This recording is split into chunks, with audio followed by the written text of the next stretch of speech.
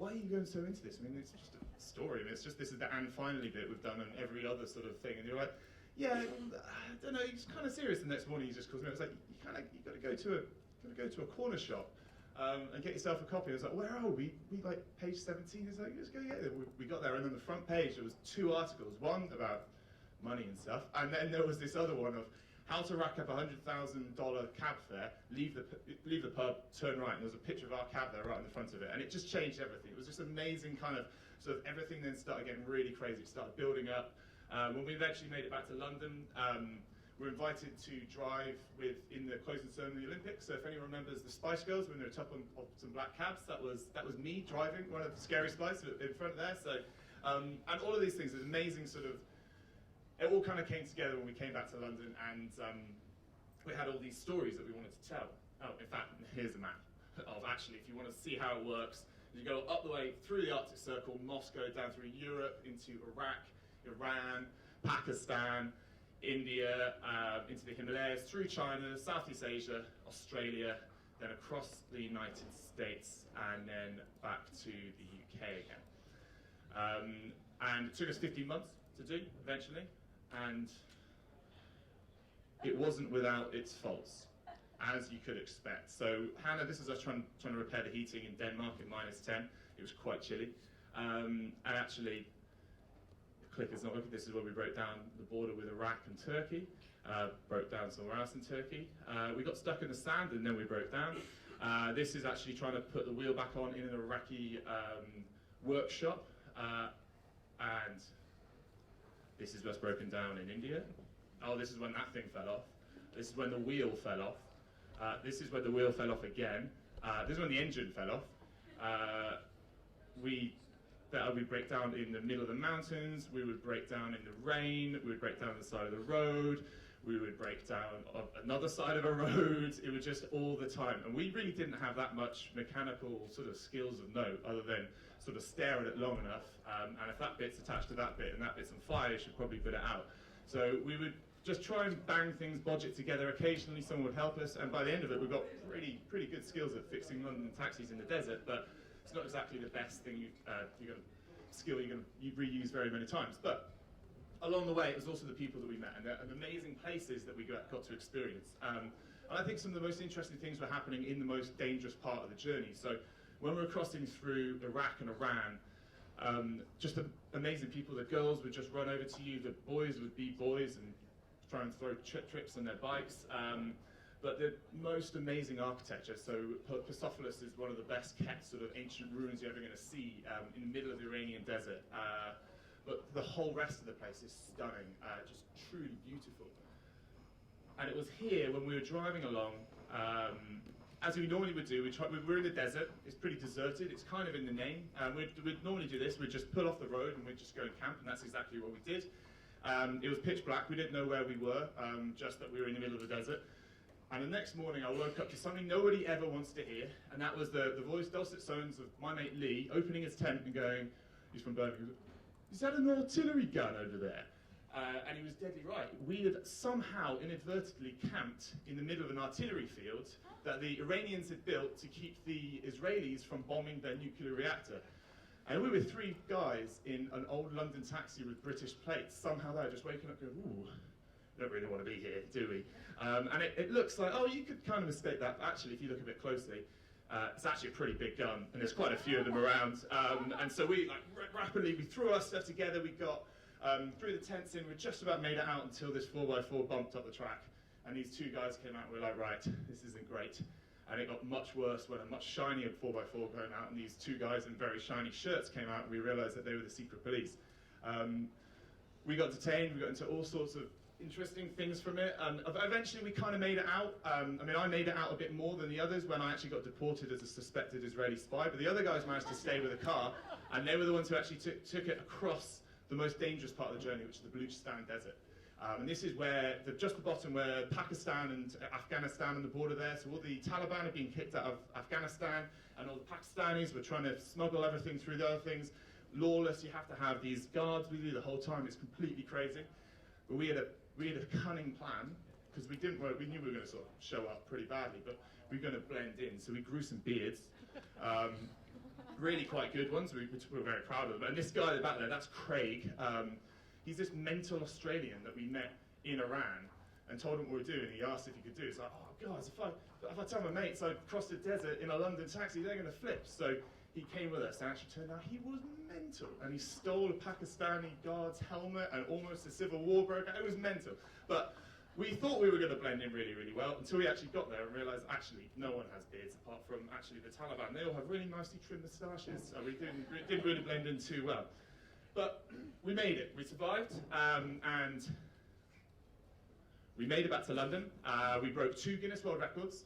We drove over 43,000 miles. We had some amazing times we were doing. We raised £20,000 for the British Red Cross, and we left the taxi fare on. We made we racked up £80,000 with no waiting time on it. Oh, there you go. And so actually, what we're talking about here is actually how crowds sort of push things forward, how your stories do it. And actually, our story was made possible because people were following our story, our narrative.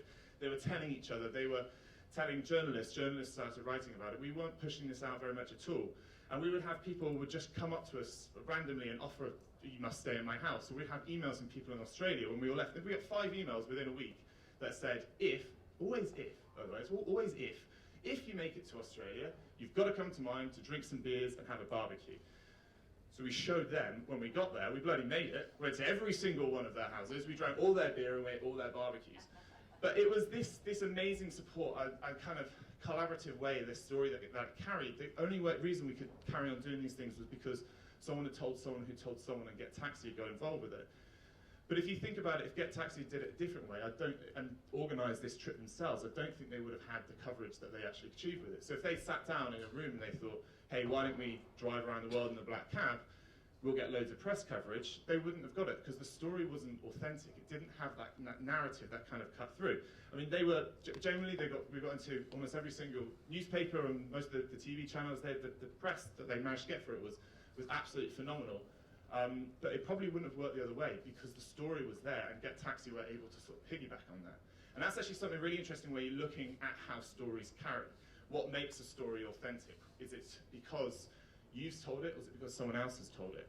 And actually, every single story you want to put across, you've got to think, how will this story carry? Because when someone tells a story, it becomes their story. When I'll tell a story and then someone else will pass that story on, it becomes that person's story. So how can you empower people to tell your stories in the right way? How can you get someone to talk about what you want them to talk about in the pub? And you think about actually how that's quite successful with other brands. So you look at some of these big sort of phenomenal stories that have carried through. I think one of my favorite ones is these guys. People talk about Snapchat, phenomenal growth, bigger than almost every single app in the speed that it's done than anyone before. But it wasn't, people weren't saying, oh, there's this app where pictures disappear after 3 seconds. They were going, kids are sexting each other, it's terrible. And most people here heard about that because they're like, okay, this sounds pretty interesting. And they're like, how's it work? And they're like, oh, there's some photos and then it disappears and everything. And the majority of people would have downloaded it because of the story. The story that someone would tell someone either outraged or hilariously in the pub. And that's how it works. Another great example is the guy who jumped out of space. So people talked about this hugely. It was, obviously it was one of the biggest social media stories everything was going. And everyone knows that it was Red Bull. But not once was anyone talking about the fizzy drink that came from it. They were talking about this amazing story, and then they were talking about how this brand had managed to latch themselves onto it. And this kind of storytelling is something which I do a lot of working with the awesome guys at Strange Thoughts, the innovation. I think they've got a show there with Landmark, which is this wicked geolocated things, about how we can use tech to enable brands to tell their stories. And actually what I do now within my company, the Duel project, we're obsessed with how we can get brands to tell authentic stories, how that kind of can kick through. And one of the key things is with user-generated content. How can you empower your audience to tell your story for you? And this is what we've been trying to figure out. We've been working with and thinking, this is the most authentic way you can tell any story, because your audience is telling your story on your behalf. So how can that become manageable? And most brands are aware of this now. About 4 out of 5 campaigns will use UGC as some element. You'll always see a hashtag. You're trying to involve people into the conversations and how that can kind of work. But it's incredibly cumbersome and difficult to kind of get this working and get people to do that. So that's what we've developed the product Duel for, which is a tool that completely automates your user-generated content, allows you to do it in an entirely brand-safe environment. So we allow people to run photo competitions, videos, GIFs, ideas with their audience, and then it automatically ranks and sorts it using the opinions of your audience themselves, but also some smart AI that we built into it as well. And at pretty early stages, I mean, we only did our first thing 6 months ago with Star Wars, but it's been building up quite a lot. We've been working with some cool brands, and we were winning some things. We're over in Cannes with Unilever, and just got Publicis 90, and some things like that. So we're now in a position that we can actually allow brands to allow their audience to get involved in a way which is completely automated, but very, very authentic. But I don't want to leave you there. I think one of the things that, I mean, you're going to hear some really, really awesome stories from other people here, and actually the whole thing is about travel, and travel is about storytelling. You know, people travel to tell stories of where they've been, but also when you travel, you tell more stories, you learn more stories. Everything is about that, and actually how it works. But what is it that makes a story good, that you want to pass that on, and what makes it interesting that you want to tell your friends, and your friends will tell their friends, and everything like that. And I think the summary of that we learned along the way was with on a very, very first night of the taxi trip, we had no idea what was befalling us. We were couch surfing with this crazy Dutch guy called Jasper, and we ended up having the most mental night that involved us somehow finding ourselves on a Dutch, like, disused porn set. Jasper got arrested, and we somehow managed to lose his cat, and it actually ended up being an amazing story. And we were wondering how we'd deal with all these things that were going to come with us on this big journey. And it was like, well, he turned to us and he said in this incredibly sage way, he said, well, guys, you're never going to need good stories when everything goes to plan. And he was completely right.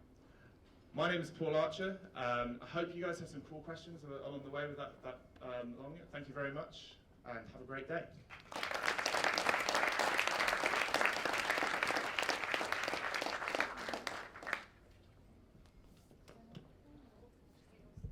Sorry, I'm stealing your microphone. So, did anybody have any questions for Paul at this moment in time? Okay, and this is the prime moment to segue you into something called Glisser, which there should be URL on the screen, which isn't on the screen right now, which is glsr.it, on the top right hand side of the page up there. If you go to this URL from your device of choice, you will be able to ask your questions in a subtle, non-threatening manner that nobody else can see you asking your questions. Please feel free to use this lovely service, which is here for you. I will also mention, oh, there you go. Did you sleep in the taxi too, Paul? Oh, yeah. We did once on the Russia-Belarus border, and then never again. So I can't imagine that would be terribly comfortable. It wasn't very comfortable, especially with 3 of us in there as well. Like they're quite big, but they're not that big. Okay. Most of the time we would pitch tents, and actually when we left, somehow there was this really important box that had my walking boots on nice tents, and all the maps in it, and somehow it got misplaced on the way out there. So we ended up having those £15 pop-up tents that people take to festivals, and we had those initially because we bought them for the first night, and then they just kept on using them. It was just a ridiculous way of travelling with it, but they were actually really nice and light when we were in the desert, which is when most of the time you'd end up camping. Okay, how you still got the taxi is the question that I also want to know the answer to. Where is she parked? She's Get Taxi have her in storage, but we're probably going to try and take her out. We want to do something really cool with it. We don't maybe like auction it off for the Red Cross or something like that. So if anyone knows of anywhere or anyone, they want this horrible taxi that's rusted and doesn't work and smells like 3 sweaty boys. From the other perspective, which is she's been through the battle, she's been through the war. Yes, I should work on my sales pitch, yeah. There's another side to that story. Okay. Okay, we're going to ignore the bottom question just because we're going to keep things. It depends entirely on who asks it. Favourite country was somewhere between either Finland or Tibet. In that video, you might have seen some of those really incredibly blue lakes that are just phenomenal, like absolutely beautiful. And it's one of those rare places that's really hard to get to and actually navigate through. It was a nightmare as well because of all the visas and the vehicle and stuff. And in Finland, it was just phenomenal. Just we got to play around with snowmobiles and huskies and northern lights, just in the middle of the absolute depth of winter. It was so too cold for me. But now that we've managed to get you all asking questions, let's try for step 2, which is hashtagging. because apparently that's quite difficult to get people to do. So we're going to try that as well. The hashtag for today, as I understand it, despite this lovely bit of paper telling me something different, is hashtag Ogilvy Lab Day. Yes? Yes. Okay, nods from over there, so I'm going to ignore what this is telling me. So hashtag Ogilvy Lab Day. Feel free to use this. On Glitter, on the right-hand side of your page, which isn't the same as this page, you will be able to also click on the lovely little bird and see who else is hashtagging and making comment about what is being said today. So, having done all of the social media stuff, there was something that I wanted to kind of draw out on in terms of what Paul was talking about. And that is this notion of actually the real kind of focus of what you was doing is this creation of memories, this creation of moments, and as you said, this story that you was creating. And I find this to be quite interesting in as much as we as corporations, we as brands are always interested in trying to gain this authenticity and draw this out from people. And yet when people decide to do something off their own back, because nobody was telling you to go out and do this and hopefully raise some money or hopefully get some corporate sponsorship from this, this was something that you did off your own back. You weren't being driven or directed to do this. And when we have these authentic stories, we begin to see interesting things emerge from that, and we look for ways to engage with that. And that brings us very nicely to Chad from Firefly. Thank you, Paul. Thanks a lot. And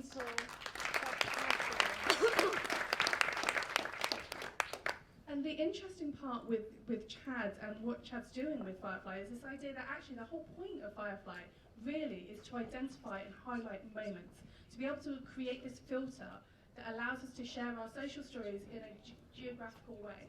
So why don't you come and tell us more about Firefly? Oh, sorry, Warwick is going to go first and then Chad? Yeah, Come on, Warwick, come and tell us all about the Firefly and Microsoft Ventures. Microsoft Ventures. Thank you, everyone. I think I had the same cab journey on Friday night from here. But, as you can see from the photo, we had our event here on Thursday, so it's great to be back and help Nicole and Gemma out today. If you look at technology and the way it's disrupting most industries today, it's all about experiences, and the travel and tourism sector is probably one of the lucky sectors where this disruption can play to its benefit. If you look back at experiences that sell, travel and tourism is rife for that to happen. If you look at what Paul's just described, it's all about driving that experience into the audience so that they can engage with your product. If you look at what we do at Microsoft, we are starting to get involved with augmented reality. We have some people here that are talking about virtual reality. That's a bit of yesterday's technology, but augmented reality is going to be the future. So we've just done a 2.5-month project with the Dubai Tourist Authority using HoloLens. Are any of you familiar with HoloLens? Yeah. Yeah, I know you. Yeah, okay. So HoloLens is a detachable headset which is built so it's completely standalone, and you wear it like a visor. You see through glass panels, and it projects holograms into your eye line. So you don't get the same sickness as you do with virtual reality because it doesn't play on your reptilian brain, it doesn't mess up your senses. So you're just seeing projected, augmented holograms in front of your eyes as you sort of focus through the glass. What that enables you to do is blend reality with new reality. So with Dubai, what we were working on is effectively, who uses Viator here? Anyone use Viator? No? Okay. So that's a couple of services there where people walk you around cities and they point out different landmarks to you. The same thing we're doing in Dubai, where you can put the visor on and you can wander around Dubai, and as you look around Dubai, it will sense where you are in the space, and it will then project the hologram of what's going on and interacting with that building, with that setting, with that location. So it's really quite cool. They did pay us an awful lot of money for that, so it's not cheap. But augmented reality, once it becomes a staple in the market, which will be probably in 2 to 3 years' time, you can forget your smartphone. So in 3 to 5 years' time, the smartphone that you have today will be changing. So the screen that you carry, you will not interact with your finger. You will interact with your hand, doing different signs, and you will interact with your eyes. So that's what's coming. So travel and tourism is going to be absolutely perfect for this when you start to do that experiential sales process. Obviously, we've brought Glissa through our accelerator. Chad is also CEO of Firefly, who's been through our accelerator and graduated out the other side. He is starting to now put together those initial steps into that augmented reality and starting to do experiences and sell products and services in the tourism business via that. So thanks very much. Good luck, Chad. Over to you. Thanks. Thanks, Mark. Thanks, everybody. So, as we jump into this, before we get all Jetsons and start talking about the future of travel, I thought it would be actually interesting to see, well, kind of how we get here. And by no means, I'm no historian, so I've kind of done this through the guise of looking at economic stages. So let's take the first stage, and we think about commodities. And we, as a human animal, we've been actually traveling forever, but we did it for a very different reason. It wasn't about leisure at that point in time. It really was about, I don't want the lion to eat me. And how do I provide for my family? And somehow out of Africa, we've gone on to inhabit all the land mass that's possible. That was kind of the first stages of how travel happened. And then about 1,000 years ago, we look at this next economic stage around goods. And this is really about empire building and how we lay out the ability to set up trade routes. And during this period of time, there was kind of a privileged few who got to travel. Those were the plunderers and the pillagers, your Marco Polos, your Lewis and Clarks, and all those sorts of folks. Small number of people, but those were the people who were really doing the bulk of the travel. Only recently have the sort of notion of leisure travel really started to frame, and that's that economic stage of services.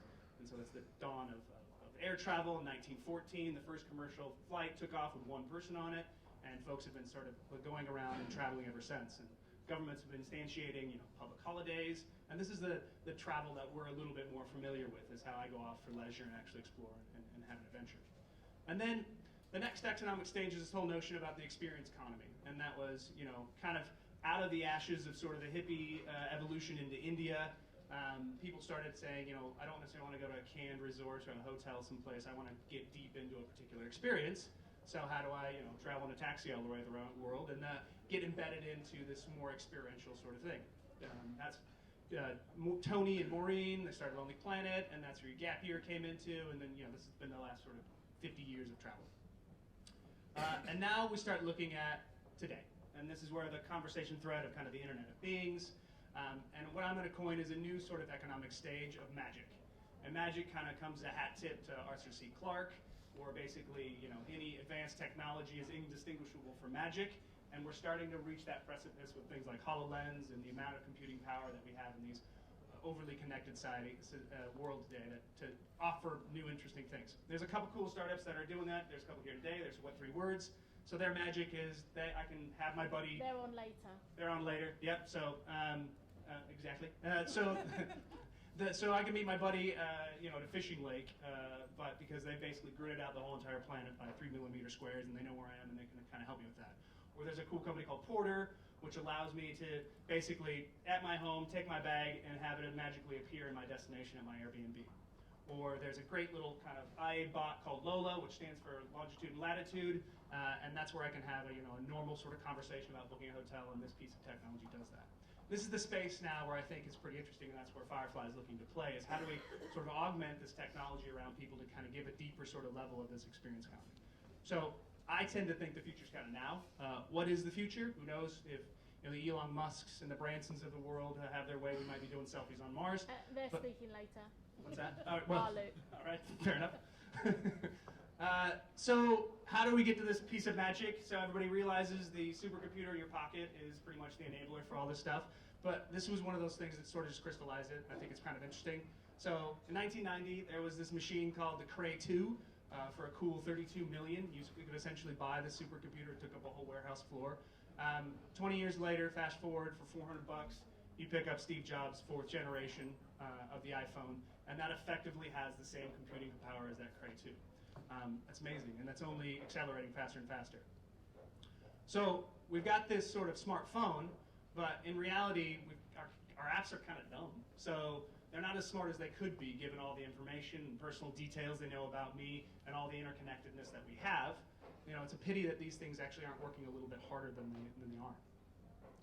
Not only are they kind of dumb, but there's also too damn many of them. So when I'm traveling, I'm putting pictures up on Instagram, and I'm probably getting some advice from Twitter. I'm journaling some of the stuff in Path, and then maybe send a postcard to mom through TouchNote. But none of these things really know that much about me, and they don't really know anything about each other. So that's where, again, this whole Internet of Being starts to come into fruition. It's how do we start thinking about technology enabling us being a little bit more intelligent, and actually having technology get the hell out of the way and enabling us to do some stuff that's a little bit more interesting. So what's the opportunity? So the opportunity for Firefly, and the thing that we're excited about, is really kind of three things. It's really about insights, it's about context, and it's about relationships. And I'll kind of walk through that a little bit. So when you think about insights, again, as a traveler, I know a crap ton about this person because I have their device and I know their basic demographics. And through our application, we're going to sort of playfully ask them questions and understand them on an attitudinal level. But I also know a ton of details about what they're actually doing because we can actually track that. And so we know a lot of the behavioral stuff. So in one sense, they may say they're all about museums, but at the end of the day, they're really at the pub every Friday. So that's fascinating details, and so how do we take that and start to do something interesting? And then you take places, and places isn't just an address on a particular map. It has a context. It's an ecosystem in and of itself. So when I look at a place and I try to figure out what is the type of a place, how far is it from me? I'm vegetarian, so does it help me there? What's the weather right now? All these sorts of things we can start to on demand get a command of and have some real understanding of what that actual context is at that place. And then lastly, you think about relationships, and that comes into where on this place people that I know have been, or who wants to go, or who's there right now. Or leveraging, again, the big data of people like me have traveled to this place so we can start to make some more intelligent inferences off the back of that. So when you start wrapping all of these three elements of insights, context, and relationship, you start to get what we kind of refer to as that magic. And you can really start to open up some doors. So that's where Firefly comes into the picture. And so our goal is to illuminate journeys, and we're doing that through kind of 4 different key ways. So the first one is around plan. So planning is about asking the who, what, when, where, and why. And this is, again, that sort of attitudinal aspect. And how do we gamify that system and start to understand people on an intimate level a little bit better. The next step is about when somebody's actually in a destination, how do we guide them? And so it's about how do we give them tailored, sort of personalized, take your Lonely Planet, cut it up into little bits that actually represent the things you're actually interested in. And that's what we want to expose and have people have access to. Then thirdly, which I wish you had on your trip, was how do we journal that? So we use GPS, and we lay a little trail over a map, and it becomes this story narrative of where we hang the whole entire thing in this sort of context of a mapped journal. Or during that, you can actually take moments, pictures, and weather, and all these other elements that glue together in this linear sort of storytelling mechanism. And lastly, because everything's in the cloud and digital and nothing's freaking tangible anymore, how do we take these things and actually turn it into a real-life object, or a beautiful poster, or a photo book, or something you put in your room, and then you can have a conversation and share that story. So that's essentially what we're doing at Firefly. Appreciate you for letting me babble on. These are the things we're working with and playing with, and if you have any questions, feel free to come and grab me later.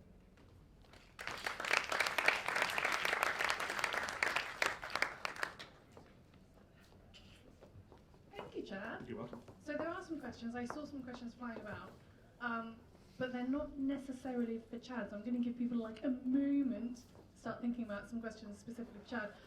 But in the meantime, Warwick. I knew I was going to get this. Which sector are you most excited about? And I'm not sure if we should get into Brexit, but could be a whole other day. But how will Brexit impact startups and specifically travel startups? What's your thoughts on this? I think it's already had an impact. I try not to drop my size 12-foot in it. Officially, I'm not allowed to speak on behalf of Brexit, but Okay. I'll have my own opinion. I think Brexit was bad for the UK economy. I thought it was particularly imposing, and it will be imposing for London. I think that Financially, for startups, it's been terrible. It has caused a lot of anxiety amongst investors. The city doesn't like risk. It doesn't like agile situations. And I think now that the turmoil is starting to land, it'll only get worse. What about you, Chad? Has that had an impact? Yeah, I mean, I know several folks actually that were up to get into some fintech startups, and they've been told that that's all put on hold. I know 2 or 3 people that had actually their raise was contingent on the outcome of Brexit, and everybody was pretty sure that was, oh, come on, of course we're not going to exit. Well, all that has happened, and therefore their funding has gotten pulled. I mean, when you start thinking about, as a big investor, trying to put a chunk of money into a company that is based outside of the largest world economy, it becomes a tricky sort of endeavor. So it definitely has an impact. So There is a flip side. However, one of my startups does banking regulatory services, and they are literally signing up banks each week now at kind of $500,000 per contract. So they've made $4 million in the last 3 weeks. Can I just add a little glimmer of hope in all of this, actually? So from the sort of perspective of the sharing economy, which is the area that I'm most kind of involved in, what some of the sharing economy businesses and startups have already noticed is actually there has been, since Brexit vote, there has been an uptake in sharing economy bookings. Now, we saw this in the recession, which is when the sharing economy was born.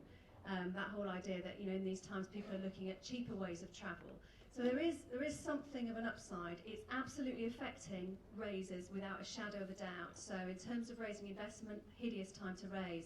But in terms of actual users booking travel through some of these kind of new innovative apps and platforms, it's actually on the up, and we're already seeing some benefit of that. I think you're absolutely right. I think the whole ecosystem is rife for technology upgrade. I work across a number of different ecosystems, and travel and tourism, is one of the more moribund establishments. If you look at all of the legacy IT that's involved with hotels, you look at booking engines. There's a whole myriad of stuff that needs to be disrupted. So one of the things I did want to pick up on very briefly, because you kind of threw it in there, and it's kind of just like throw a quick bomb in there with the HoloLens, and start kind of talking a little bit about the future. And I know that Chad was talking about the kind of future of the technology that we'll be using and the UX and UIs we might be using. But I kind of want to drill down into that just a little bit more.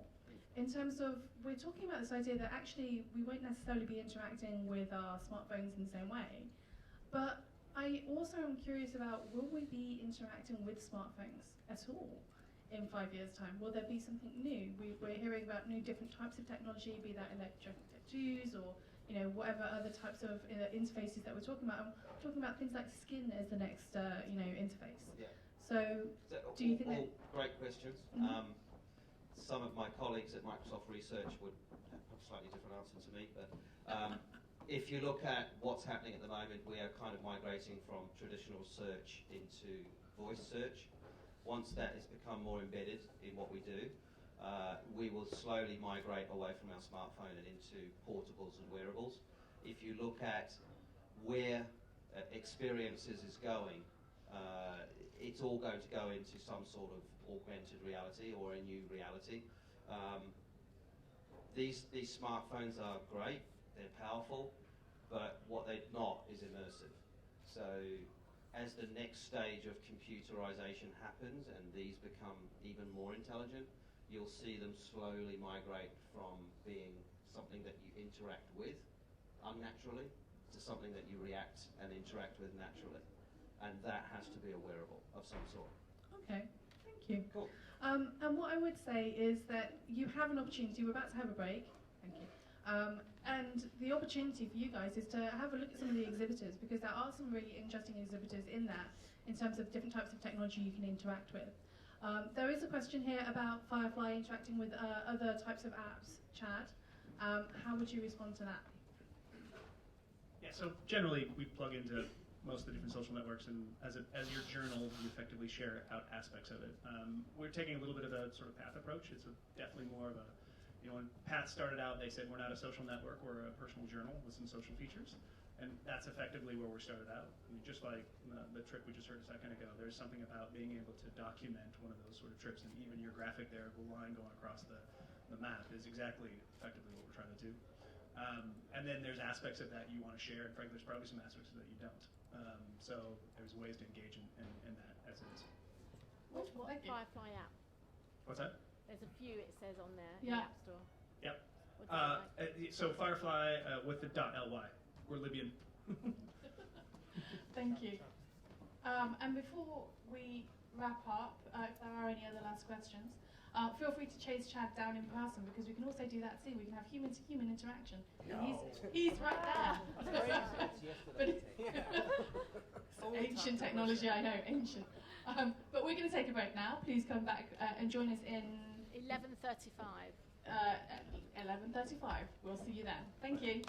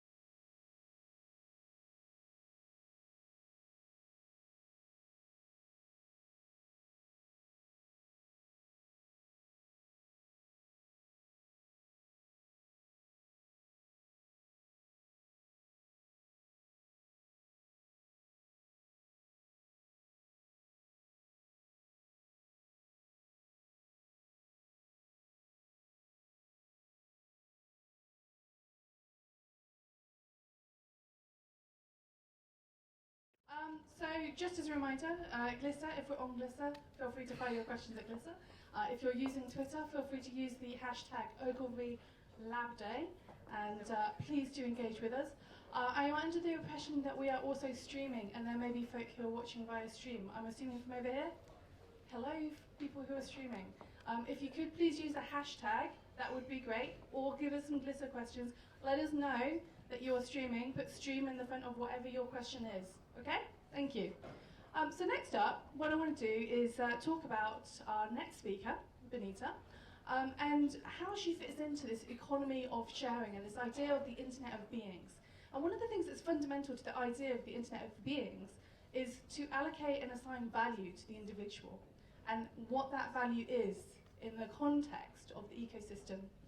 So I'd like to introduce Benita. She is a sharing economy expert, and she will be talking all about her experiences with the economy of sharing.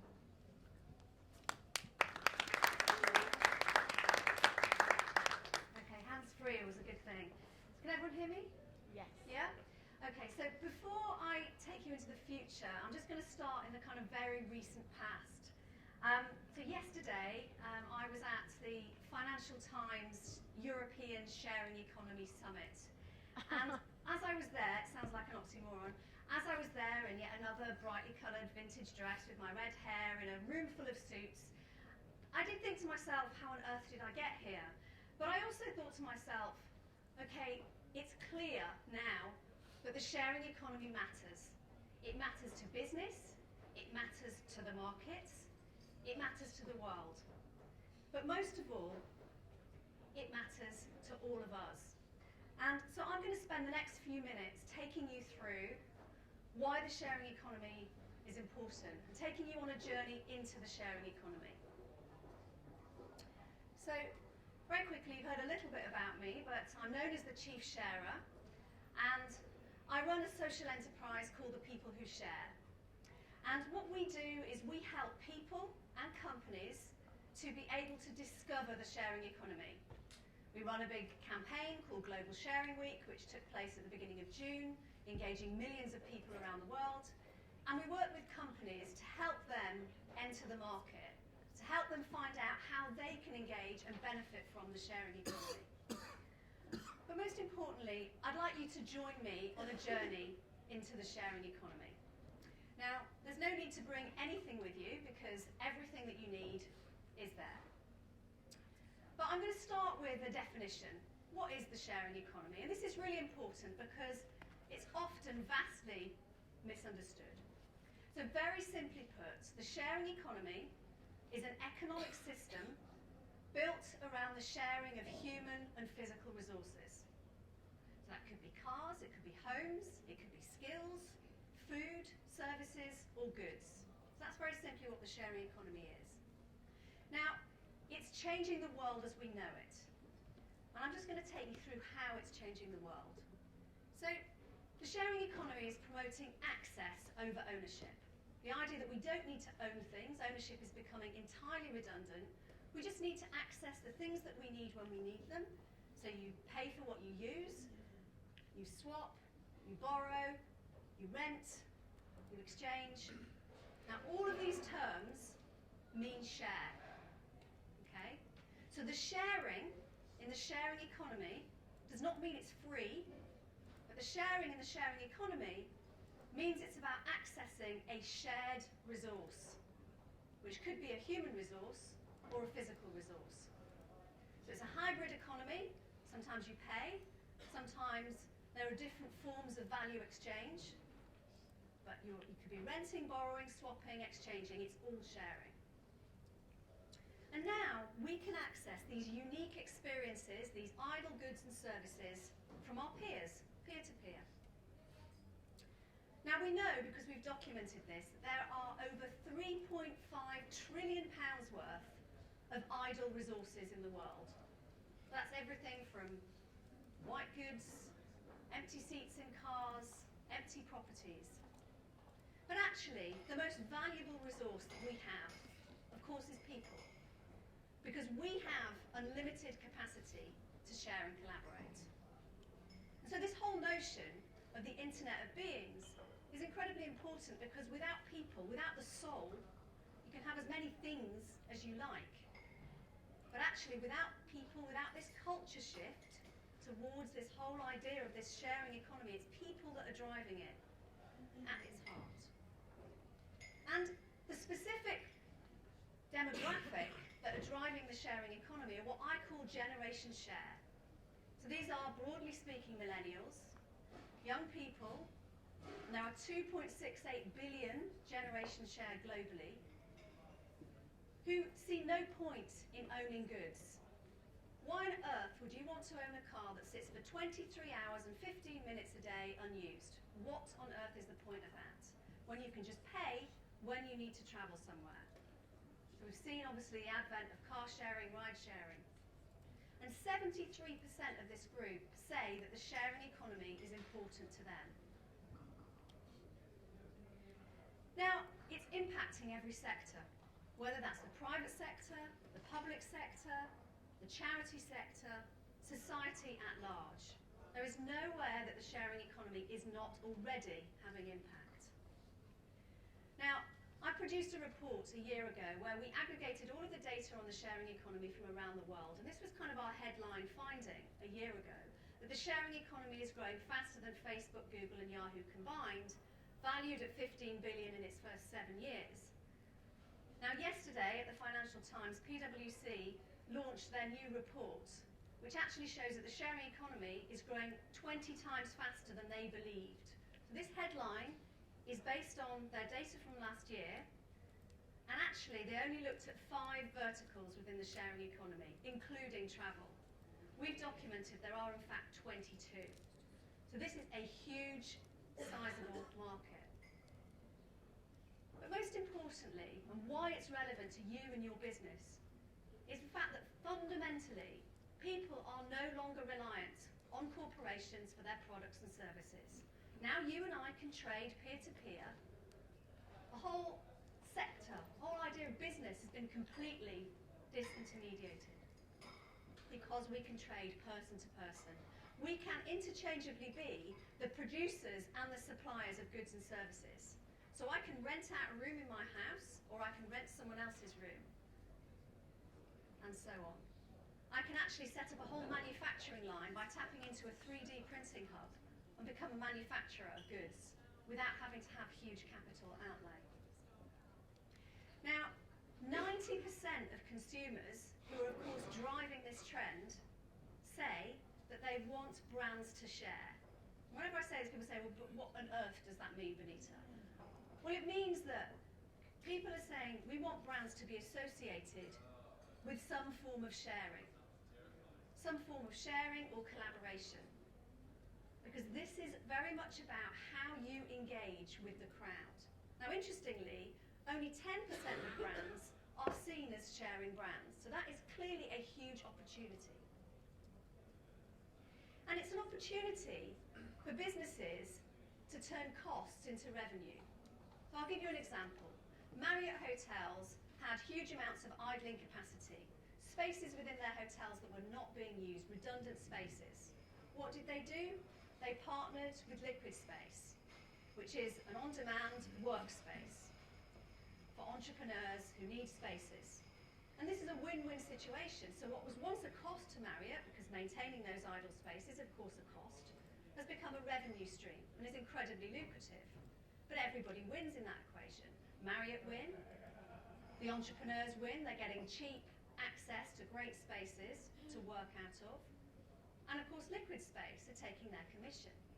And often you find in these sharing economy apps and platforms, they're win-win situations. And the early data tells us, and bear in mind it's early data because the market is only 8 years old. We chart the birth of the sharing economy back to the recession of 2008. Of course, necessity is the mother of invention. And I'm sure Brexit will end up having similar impacts. And companies adopting the sharing economy so far can actually double their profits, their revenues rather, within the first year. This is just an example of some of the companies that are starting to engage in the sharing economy. And actually we already know there are many, many more. This is just a sample. Now, when people travel, they want experiences. They want to connect with others. They want to belong. And we know that the tourist industry is being turned upside down. A 10% increase in Airbnb supply results in a 0.35% decrease in hotel room revenue. And again, we know this is having even more impact now. Because Airbnb offers access to more rooms than Hilton worldwide, but they don't own a single room. And this is really the value of the sharing economy, is how you leverage this idling capacity and actually create value. And it offers people these unique experiences, this chance to belong. Now, there are over 9,000 platforms like Airbnb. And I know that because I've documented the sector. I have a global share guide on thepeoplewhoshare.com across 22 verticals. So this is impacting every sector. And the reality is that to be relevant, your brand needs to enable the crowd. I don't know how many of you have heard of something called people-powered cinema. Has anybody come across that? People-powered cinema. So I don't know, a few months back, whenever it was, I was watching a film and there was a few ads came up, and one of them was for people-powered cinema. So Picture House, independent cinema chain, started something called people-powered cinema, which basically means any one of us can go online, we can vote, we can opt to have a film of our choosing, and we can invite our friends. People-powered cinema. The crowd choose the product, and you are doing the marketing. So this is the sharing economy in action, because this is how everything's shifting. So you need to find ways that you can enable the crowd within your brand.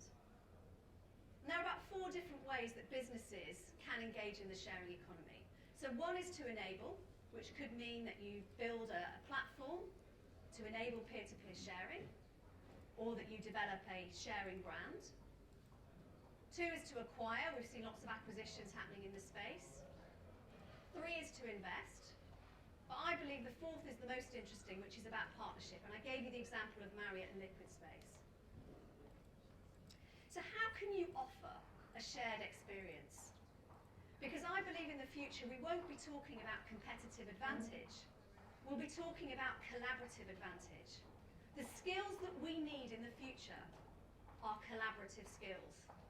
And those companies that are able to embrace this will be the companies that last. Marriott's 6 Degrees app connects guests staying at the same hotel so that the lobby becomes a social place.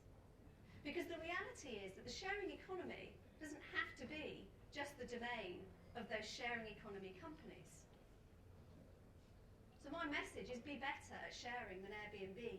Be the brand that helps people connect and share. Now, how you do this is all important.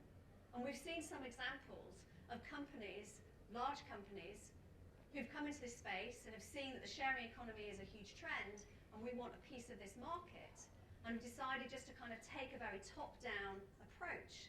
And a traditional approach does not work. And that's why I say these partnerships are incredibly important. Because sharing economy at its heart is about the soul, it's about authenticity, it's about meaning, meaningful experiences. People don't want something that's just a kind of slapped on, seemingly, superficial local experience. They want something that's real and that's authentic. And I'm just going to give you a few examples of some sharing economy travel apps that are just doing some quite interesting things. So Trip for Real, for example. I don't know how many of you have heard of Trip for Real. Anyone come across Trip for Real? So what they do is you can book unique activities with locals, from vintage bike tours to graffiti night walks. So you're getting that kind of local experience. Sofa concerts. Has anyone come across or been to a sofa concert? Well, they're quite incredible. You have, fantastic. So they're incredible. So you can enjoy new music often and experience new talent from all over the world in locals' homes. These are the kinds of experiences that people want, that Generation Share want. Visit. You can book a meal with local chefs in their homes. So from wine tasting on a Parisian rooftop to homemade pasta in Rome. Spin lister.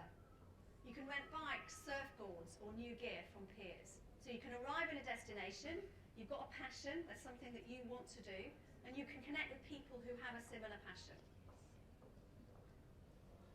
Zulafix. Anyone come across Zulafix? Party goers in the room? So this is about connecting visitors with local party goers to enjoy authentic nights out. So there really is or should be no doubt that the future for travel is all about how we share, how we engage and embrace the crowd, how we involve the crowd in what we're doing, and how we're offering these lasting, meaningful, unique experiences. So the future for travel is sharing. I'm Benita Matofska. Thank you for sharing. Thank you. Questions? Or? Yes, there were a few questions, and while we wait for the glitter to pop up, I did want to kind of pick up on one of the things that you were saying there, really, about this idea of the collaboration of it all. And it very much edges into this kind of co-sharing, co-living, co-working spaces. And I don't know how many of you guys have heard of something called a digital nomad. Chair fans? Anybody heard of the notion of the digital nomad? Well, digital nomads now, there are so many of them in the world, that they actually all get together once a year and they actually just hire a cruise ship, an entire cruise ship. And about 40,000 of them just decide when the ferry or the cruise ship is realigning, that they will take the entirety of that ship and use it for 13 days to get together, to be able to do various hackathons, get together for business, etc. and so forth. But it is that sharing economy, because they wouldn't be able to afford it if they didn't come together and do it together. So it's quite interesting. But in terms of the questions, the top question was, if this generation is the generation of share, are we in danger of getting to a point where there is no more to share, and therefore the share economy stagnates, which is an interesting question. Really interesting question. Well, as I mentioned, the sharing economy is not just about physical assets, it's also about human assets. And we have an unlimited capacity to share and collaborate. If you consider all of the kind of skills and the talents just in this very room. So, you know, in terms of stagnation, actually this is about kind of unleashing all that sharing capacity. And, you know, even if you consider that, I mentioned this £3.5 trillion worth of idle assets, that's just literally tip of iceberg. That was a piece of research that we did over the course of a day and a half, just to give us an indicator. So, you know, it's a very big mountain, if you like, and I believe this is unlimited. And we're seeing this with the growth of different verticals. I mentioned there are now 22. There's kind of nowhere it won't go. I do find it interesting though, because I think it naturally has impact on other areas as well that we might not be considering. So this idea of, for example, collaborative sharing of vehicles and where we're going with vehicles. So both with autonomous vehicles, but also with this idea of access to vehicles. It's going to have direct impact on the way that cities are being planned. You know, this idea that we all own a home that has a garage and a driveway because we have a car that needs to be parked there 24 hours or 23 hours of the day when you're not using it. But also car parks and multi-storey car parks in these places where normally we would go and store our vehicle. But if we're in this economy that has a shared economy for vehicles, so you will borrow that vehicle 1 hour of the day, as will 24 other people, it means that car doesn't need to be sat in a car park or doesn't need to be sat on your driveway. So therefore, we're actually changing the way that cities themselves will be planned. So I think that there are lots of interesting direct impacts on peripheral areas and other industries. Nick, you have a question? I was lucky to judge at Cannes Lion the last week or so on the Innovation Awards, and this was a massive, massive trend of brands doing this, being useful, power of good.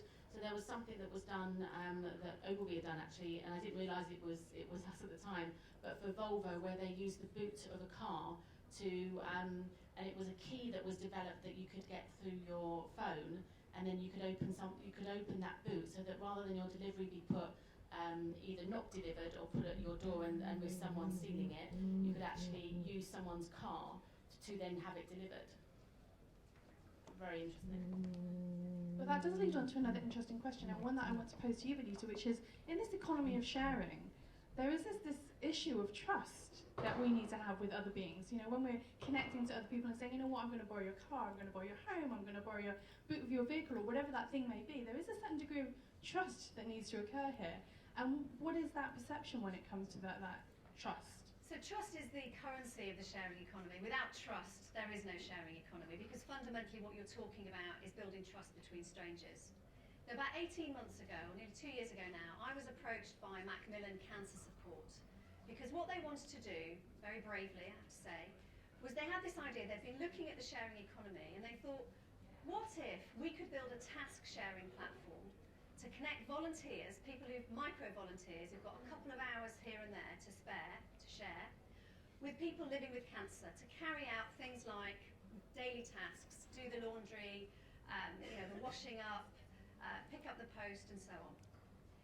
And it was very much a kind of a concept, and they came to me and they said, what if we could do this? We'd like to explore it. And so I worked with them collaboratively over the period of about a year, and we developed something called Team Up. And Team Up essentially did exactly that.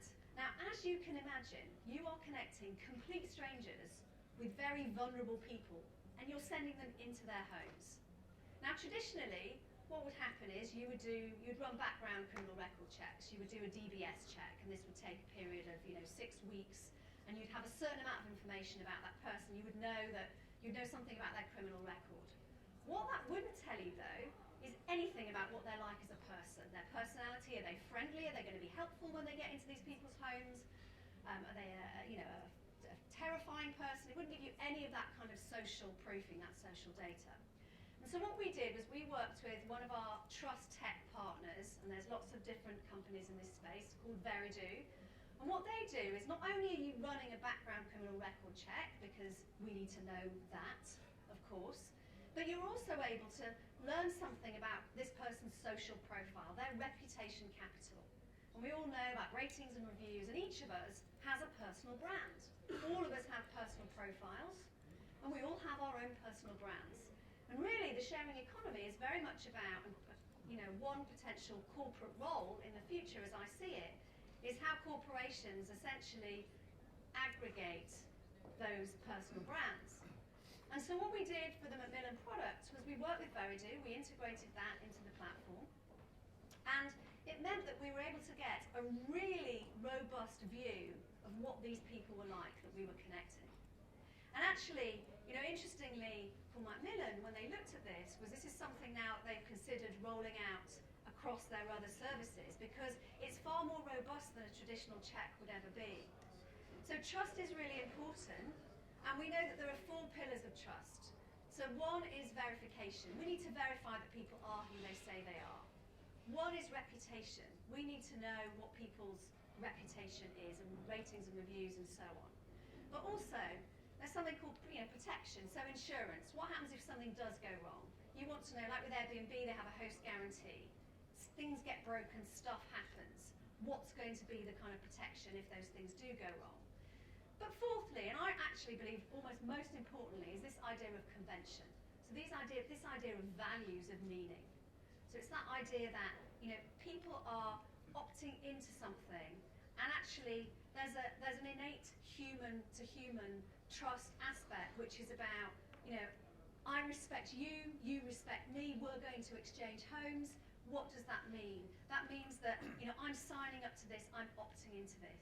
And these values in the sharing economy are incredibly important. And I believe one of the reasons why we now have 28% of the global population, adult population, are already using these apps, these sharing economy apps. They're already engaging. And that's predicted to more than double within the next year. And I believe one of the key reasons for that is because of this culture shift, where we are becoming more trusting, and we want to be connected, and we want more meaning in our lives, and we want to belong and connect with others.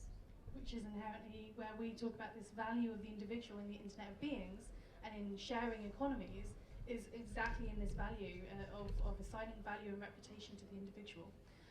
So a couple of other questions very quickly. Country that's leading the way in the sharing economy. Personally, my response to that is actually it's not really about territory, but Well, What's your response? it's a very interesting question, and probably, if you'd have asked me this question before Brexit, I would have said that, the UK was certainly up there. I mean, the UK has an incredibly supportive regulatory framework. We've seen the world's first tax breaks for sharers. We've also seen, we've had an independent review in the sharing economy. There's been a lot of political support in this country for the sharing economy. But we're also seeing around the world, we see, for example, there are a number of sharing cities. You mentioned cities, so Amsterdam is a sharing city. Seoul is the world's first sharing city. San Francisco, probably not surprisingly, is a sharing city. So in terms of kind of users and access, but one of the things that I think is really interesting, so Nielsen conducted a survey a couple of years ago now, and actually what they found was that the region of the world that actually had the highest levels of willingness to share was the Asia Pacific region, with 78% of people having this kind of willingness to engage in this sharing. So I think it's quite interesting when you start to sort of look around the globe in terms of who's leading right now. I would say on a certainly on a kind of ease of business and policy level. It's certainly in regulatory framework. It's certainly the UK. But we know, of course, that there's been kind of huge strides in terms of the US. When we say Asia Pacific as well, a lot of people are going to kind of jump to China and they're going to be thinking China, but I'd really strongly recommend that you take a look at kind of New Zealand, Australasia, Absolutely. that area, because actually there's a quite strong economy there as well. I'm really aware that we need to move on, so thank you so much, Benita. Thank you. Next up, we have Jason, who is joining us from the TfL. And as we prepare your slides, I'm going to throw a question at you, Jason, that hopefully by the end of your presentation you will be able to answer. But I am interested to understand what the impact of the sharing economy will be on TfL. I can tell you now. There you go. Give us an answer now. We've been sharing for years. Essentially, every time you get on the train, you're sharing with other people, aren't you? And one of the things that my area spends an awful lot of time doing is modeling exactly how we can build the most capacity for sharing on our network as possible to get as many people moving around as possible. Wonderful. I'm sorry, I've just been reminded that I should probably mention that we were supposed to be hearing from Arlu earlier on today, so if anybody's actually following the list of the speakers, Jason is not Ilias, in case you're wondering.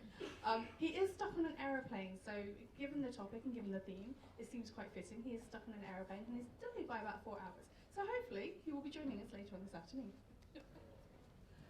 Thanks. Okay, my name is Jason DePonte. I work at Transport for London.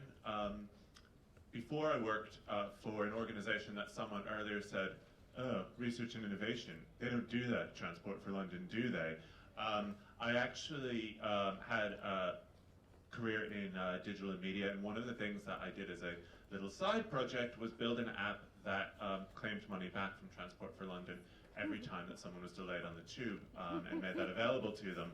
So I sort of thought that there was a dartboard, a very big dartboard, because it cost them quite a bit of money, with my picture on it at TfL, and I figured that the fares and revenue people probably threw darts at it every time they got a request for my app for someone's fare back. Strangely, they then went and hired me, and I said, you do know what I did with that? I made that app, right? Because I don't want this to come up later. And they went, no, that's how we found you. And I went, okay, so maybe they are more willing to do research and innovation than people think. And so what I'm going to be doing is talking to you today about some of the work that we're doing, and also the view that we have as to how we make collaboration work. We're not as high tech or as cool as the companies that we heard about earlier in the Silicon Valley sense of the world, but hopefully you'll be impressed by some of the things that we're doing. I'm going to kick off showing you a vision video. This is not TfL's official corporate vision. This is our team's vision of where innovation can take transportation in London. And it's deliberately lo-fi because this is actually a working tool that we use within our team. And what we can do by keeping it very lo-fi is splice in new views, new pieces of technology, new information so that people can understand what we're doing in a very rapid fashion. So please see this as a working tool that we're sharing with you rather than sort of one of our corporate vision videos that our comms team might make.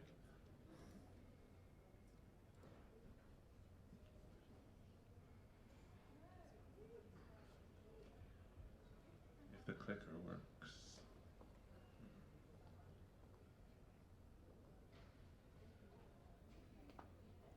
There we go. Good morning, David.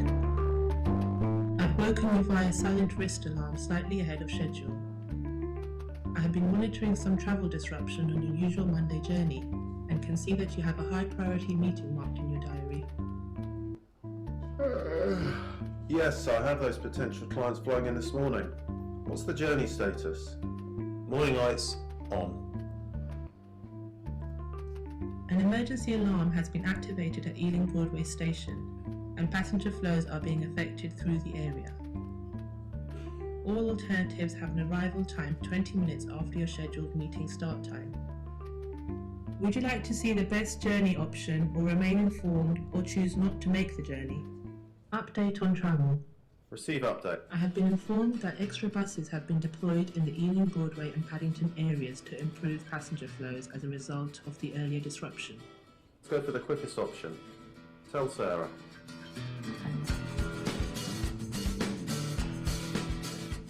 I have uploaded all maps to your device. Use your augmented reality glasses to identify the bicycle which I have reserved for you. It has been paid for. There are private vehicle speed controls in place to make your cycle safer.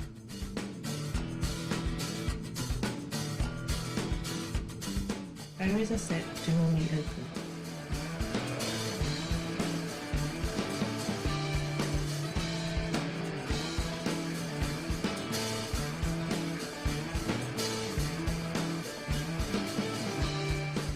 You can remote into the server to work on the presentation while underground.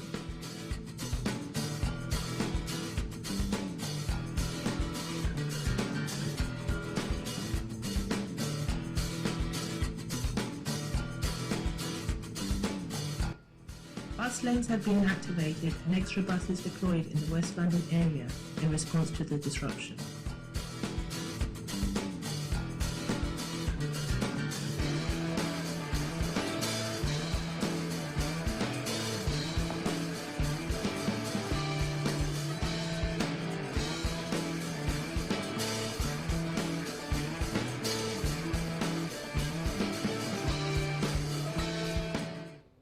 Hi David, glad you can make it in person. No problem. There was some disruption earlier, but everything is running smoothly now. Okay, so I'm sure you're all really glad David made it to his meeting. The suspense was probably killing you. Hopefully, though, that showed you a vision of what we're trying to do. And what that really is work with both connected passengers and a connected network of assets to bring together the best experiences for travel and transportation for both our commuters, our tourists, and everyone else who's using the network in London. In order to do that, we have a really hard task, and that's actually taking assets, tunnels, tracks, trains that are up to 150 years old, and bringing them into the modern age, bringing them into the digital world. Never mind growing it for a city that's, could be 13 million people big by 2030, depending on which estimates you look at. So we can't do all of it ourselves, and one of the absolute keys to what we're trying to do with innovation is collaboration, and that's where we need to be working both with startups, new technology companies and brands, all sorts of partners to be able to do that, especially in the financial climate that we're in, where we are having to raise a lot more of our own money and work much more in a much smarter fashion commercially. I'm going to be talking about our new advertising partnership as I get to the end of the proposition, at the end of the presentation. One of the ways that we kick off this collaboration is we have a front door, which is called the TfL Innovation Portal. It's a pretty boring corporate looking website, but actually what it does is really interesting. It's a place where we ask partners, like many of the companies here, come and say hello and tell us how you'd like to work with us to help us realize our vision. We have a lot of our challenges there. We have some information about the types of projects that we do. And it's not just a simple contact us form, it actually has a review network of 150 technical experts behind the scenes who, when ideas come in, have debates about those and figure out who the right people in the company are to be touch points for all the new technologies, all the new ways of working that we can see. So I encourage everyone to have a look at that. It's at tfl.gov.uk/innovation, and it's also on the covers of my slides. Once we have good ideas in, we have to build a lot of consortiums. We have to build a lot of partnerships to get stuff done. You won't be surprised to know we don't have a huge amount of money for innovation projects. We have a huge amount of money for running a railway, running a bus network, running a road network, and keeping it maintained. So we have to raise a lot of the money and find innovative ways of working together. And this is an example of some of the different consortiums that we have out there. You can see, last year we put together a consortium partnership that had a £3.5 million project delivery value. So that was great, and we're constantly looking at doing that. We have applications pending, and one of the things that we've been able to do is help other companies build their own innovation capacity by showing that there's industrial interest in what they're doing. So companies come to us and say, oh, we're doing mesh networks, and we need an underground environment to do that in. Well, we can do that, we can help them, and we actually, in that particular case, we're able to help get government funding for a particular SME. So that didn't benefit us directly, but the innovation did, the innovation capacity did, and that's really important because that can help us to realize the vision that we were looking at earlier. We also work in innovation challenge and judging space with hackathons, etc. I think Crowd Connected are here, so they actually won one of the competitions that we were involved with. And hello, I didn't know what you looked like, so thank you for waving. I have a stick of data for you to work on the project that we're going to be working on together from one of my colleagues, so make sure you get that from me. Just a couple of examples of some of the collaborations that we've done that you might not expect.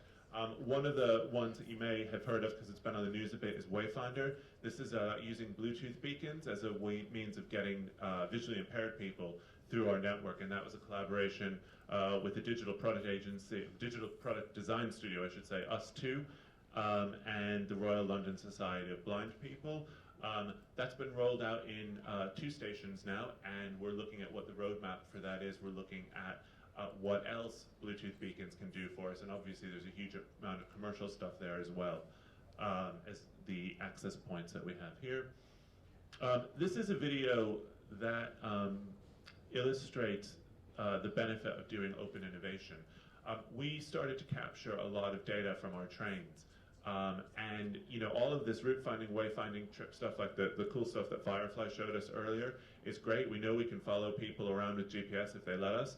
But what gets really hard is figuring out which train are they on, which bus are they on, and how is that train or bus operating, and how does that impact on their travel and transport experience. And so we started collecting very, very fine-grained data. There's something like 30,000 sensors on every single train on the underground. They're all firing thousands of times a second. It's a huge amount of data that we can get, but we couldn't crack completely what to do with it on our own. So we partnered with the Open Data Institute and the network of startups that they work with and said, hey guys, here's some really interesting data. What can you do with it? And this is a visualization that was built with the Open Data Institute and a company called VisiCities that works specifically on visualizing data in urban environments in 3D and in virtual reality as well, which you're not seeing here.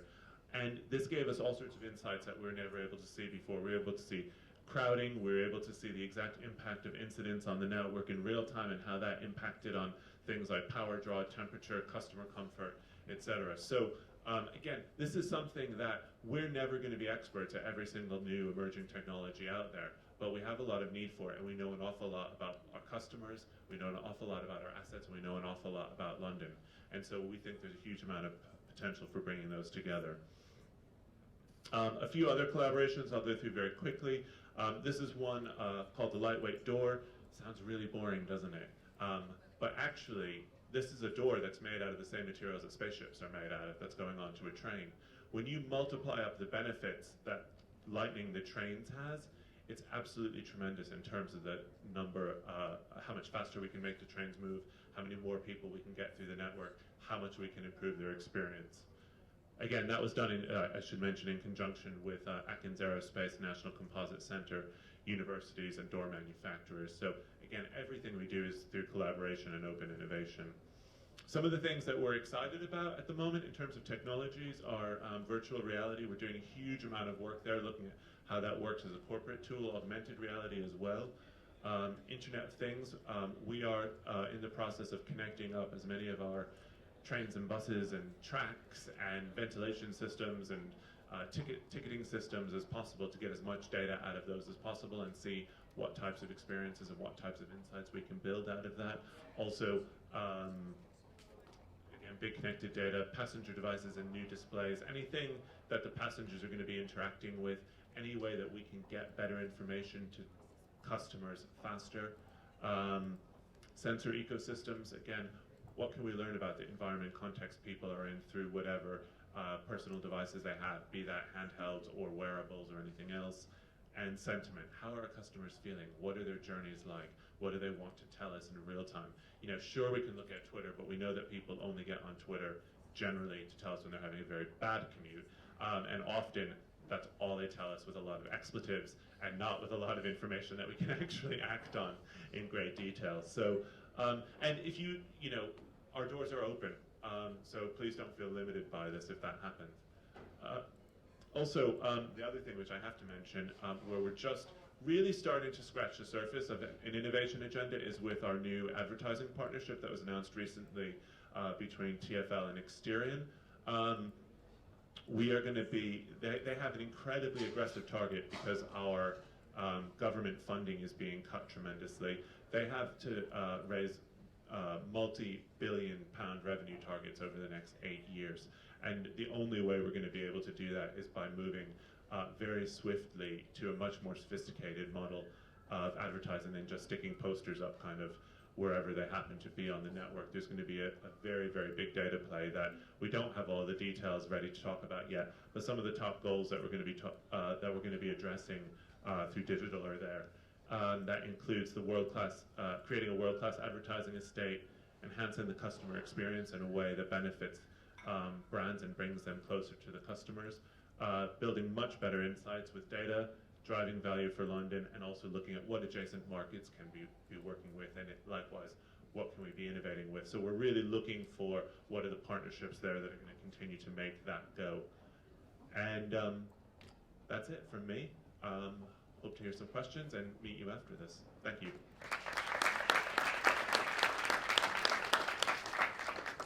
Okay, so I'm really aware of some of the questions that have already come through on Glycerin. No, I will not be asking the majority of your questions.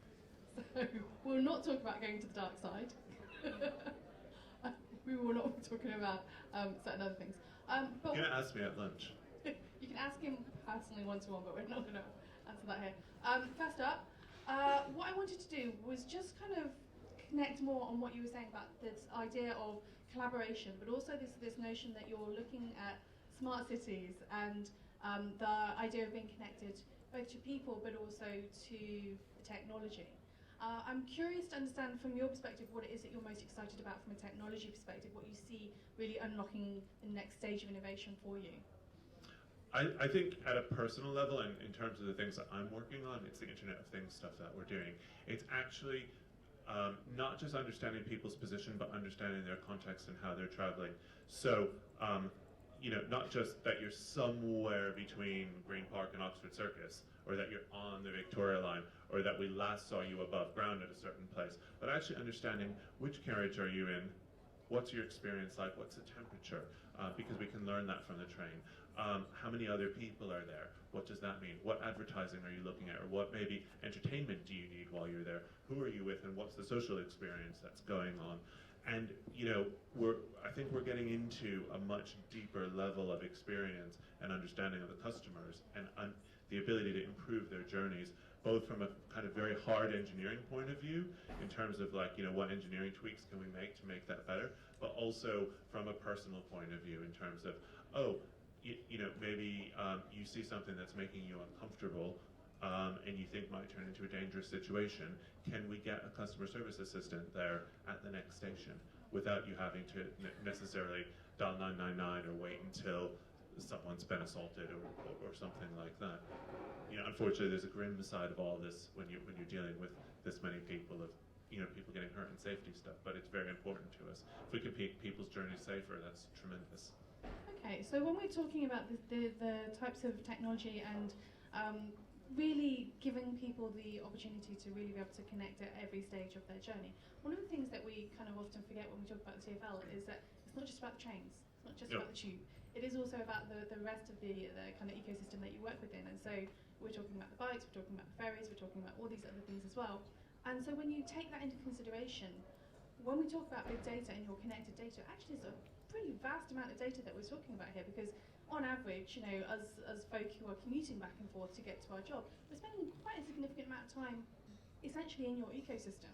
What do you see as the future for the data that you do hold, and how will you be thinking about leveraging that in terms of innovation or other apps that you're going to be working with? Well, I mean, if I could answer that, I'd probably get a raise.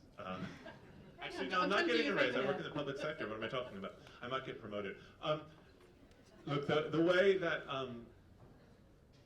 there isn't a flat, a direct answer for that.